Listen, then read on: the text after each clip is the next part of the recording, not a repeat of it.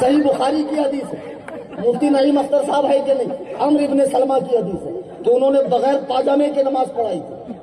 اور ان کا پچھلا حصہ جب دکھا تو لوگ ہنسنے لگے، بتاؤ امام صاحب کا پچھواڑا دکھ رہا ہے، امام صاحب کا پچھواڑا دکھ رہا ہے، امام صاحب کا پچھواڑا دکھ رہا ہے، امام صاحب کا پچھواڑا دکھ رہا ہے، امام صاحب کا پچھواڑا دکھ رہا ہے۔ غربت کا زمانہ تھا، غربت کا زمانہ تھا، کہ سب نے چندہ اکٹھا کر کے اب اگر میں آپ سے پوچھوں گالی کی تعریف پتہ ہے آپ کسے کہتے ہیں؟ گالی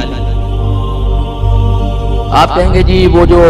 مدر سسٹر ایک کر دیتے ہیں وہ والی۔ میں آپ کو سمجھاتا ہوں کہ گالی کی تعریف کیا ہے۔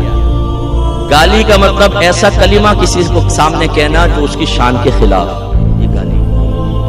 لہذا معاذ اللہ کوئی اگر یہ کہے کہ ہمارے نبی کا کرتا میلا ہے، علماء فرماتے ہیں یہ بھی گالی ہے، وہ شخص دائرہ اسلام سے خارج ہو جائے گا۔ یہ اگر حقارت کے ساتھ کہے یہ بھی گالی ہے نبی کریم کے لیے، تو اس کا مطلب یہ ہوا کہ صحابہ کو سرکار نے فرمایا نے گالی مت بکو، اس کا مطلب یہ نہیں ہے کہ ماں بہن کی گالیاں بکنا، بلکہ ایسا کوئی بھی کلمہ کہنا جو صحابہ کرام کی شان کے خلاف ہو، آپ کے نبی نے اس سے بھی منع فرمایا، نبی منع فرما رہے ہیں۔ اب حدیث سماعت فرمائیں۔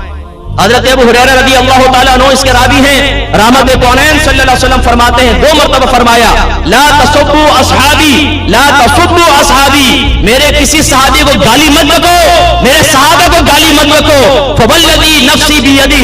اس ذات کی قسم جس کے قبضہ قدرت میں میری جان ہے، لو ان احدکم انفق مثل احد ذهبا، اگر تم میں سے کوئی ایک احد کے پہاڑ کے برابر سونا خرچ کر دے، ما ادرک مد احدہم ولا نصیفہ، تو میرے صحابی کے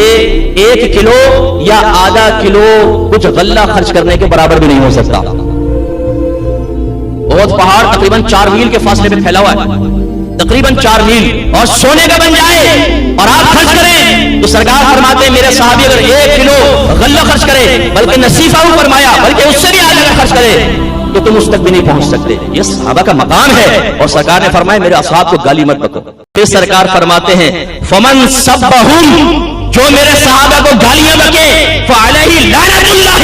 وملائکتہ والناس اجمعین، اس میں اللہ کی بھی لعنت ہوگی، اس میں ملائکہ فرشتوں کی لعنت ہوگی، اور تمام انسانوں کی لعنت ہوگی۔ لا يقبل منه يوم القیامہ صرف ولا عدل، اللہ تبارک و تعالی بروز قیامت نہ اس کا فرض قبول فرمائے گا نہ اس کا نفل قبول فرمائے گا۔ صحیح حدیث آپ کی خدمت میں پیش کر رہا ہوں، نبی کریم کے صحابہ کو گالیاں بکنا یہ بروز قیامت رسوا کروا دے گا، ذلیل کروائے گا، نبی کریم صلی اللہ علیہ وسلم ان کی طرف دیکھیں گے بھی نہیں۔ اچھی طرح یاد رکھیے کسی صحابی کی شان میں گستاخی نہیں ہونی چاہیے، جو کرے گا وہ تباہ ہوگا۔ نہ ایسوں سے دوستی رکھیں جو صحابہ کرام کی شان میں آپ کے سامنے گستاخیاں کریں، اور آپ بھولے پن میں کہیں یار چلو اس کا عقیدہ اس کے ساتھ، ہمارا عقیدہ ہمارے ساتھ، آ یار بیٹھ چائے پئیں۔ میں نے بھی آپ کو سمجھایا اگر کوئی آپ کی ماں کے اوپر زنا کا الزام لگائے کہ تمہاری ماں زانیہ ہے، تمہارے باپ نے زنا کیا، تمہارا باپ پکا فراڈیا تھا، تمہارا باپ چور تھا، ڈاکو تھا، دیانتداری سے بتائیں، پھر یہ کہیں گے چلو یار اس کے نظریہ اس کے ساتھ ہمارا نظریہ اپنا، اس کے میرے ساتھ چلا یار تیری چائے پلاتا ہوں۔ ہے اتنا ظرف آپ کے اندر؟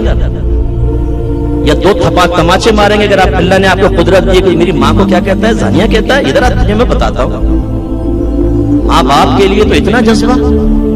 اور نبی کریم کے اصحاب کو قطعی جنتی اللہ تعالیٰ اسے رضا کا اعلان فرمائے، ان کے لیے اتنا نرم رویہ، یار اس کا عقیدہ اس کے ساتھ، میرا عقیدہ میرے ساتھ۔